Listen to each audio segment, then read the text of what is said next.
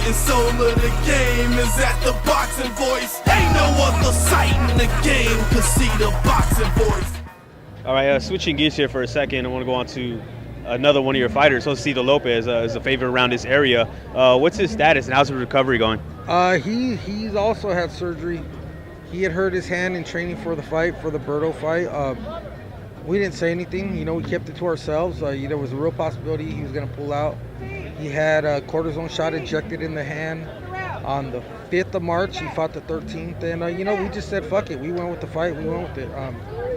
He's not at a position to leave a $500,000 payday on the table, which is what he got paid. And it's just, hey, we were doing great in the fight. The hand affected him, but you know what? He was winning 5 rounds to nothing.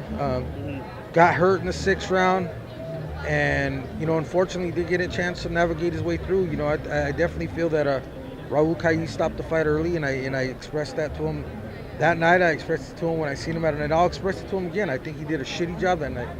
I would prefer Jose got knocked out.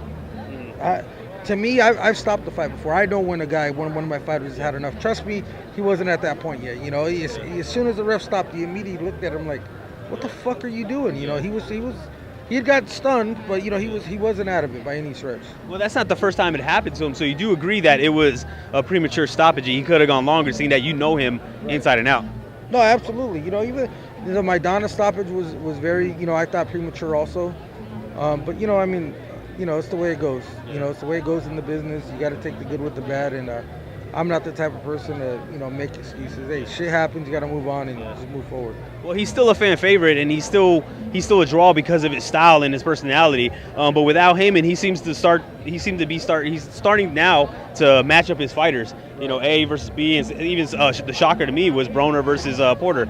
So is there any talks of maybe somebody that he could get in, and anybody that interests you to make him shine? There's a lot of fights. There's so many names at 147. We would obviously love a rematch with Berto once Jose's healthy. A rematch with Ortiz is out there. A fight with Robert Guerrero. There's so many good names, so many entertaining fights, fan-friendly fights that you can make. Right now, though, the main thing is recovery. We got to do that, see where his hand is at, and then go from there before we can even discuss any potential opponents. So what's the recovery time? Is it going to be the same kind of like with Arreola, where he's going to have to take a couple of tune-up fights, and is Al Heyman willing to cooperate? It may take a tune-up fight or two. It may take it. Look, the thing about Al, man, he's always going to be whatever's best for the fighter. If we come back and say, Al, put us in the toughest fight possible, he'll do it. If we say, Lopez is going to need a tune-up or two, no problem, he'll do it. You know what I mean? It's not a problem. The main thing is just getting his hand healthy and seeing how it reacts once he begins punching, sparring, and from then on.